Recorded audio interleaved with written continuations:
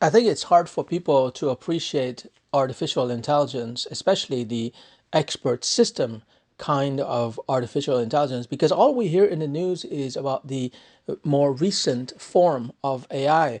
In other words, machine learning, deep learning, and this type of AI usually comes from big tech companies because big tech companies have the big data like Facebook and Google, and they have the compute power. But the original AI emerged in the 1970s and 1980s, and it was called an expert system. So basically, an expert system is a software program or a software system that replicates the decision making that is done by a human being who is an expert in his field. It can be a pharmacist, can be a consultant, can be an investor.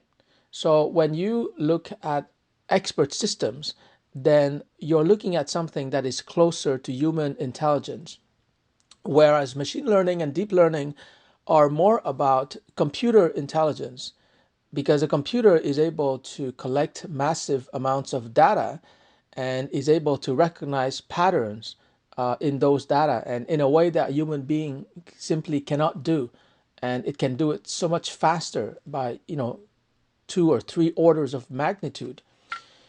So in my artificial intelligence keynotes, I tell people you should really focus on the expert system kind of AI because that is your best bet. In other words, if you're an expert in your field, whether you're an investor or you're a teacher or you're a consultant, you have to learn how to capture your expertise in the form of an expert system. And once you have that expert system, then you can just sell it to people all over the world. In other words, they will be able to use that expert system like as if they were able to use your brain, right? Even though you might be sleeping, they're going to be able to use your artificial brain, which is this expert system.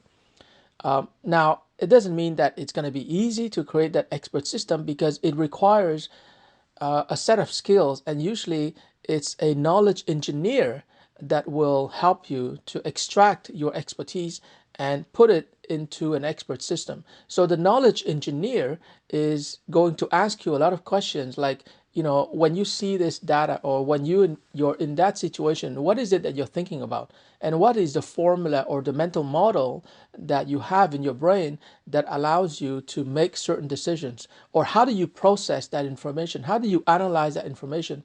So my belief is that most experts, 99% of experts, will follow a certain algorithm in their mind, right?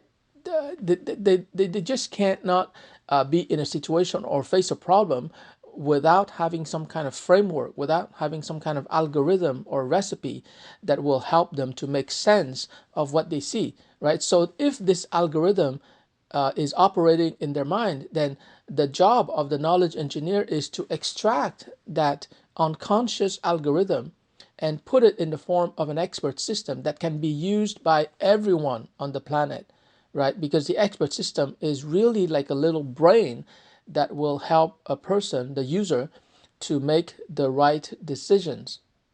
So that's why I'm such a big believer in expert systems as a form of AI that is going to become very useful to people and also very profitable. Because, like I said, if you're an expert, then knowledge engineers can create an expert system based on your expertise. The problem is that we have this anthropomorphic view of the world and of work, and we think that human beings are necessary for making decisions, for working.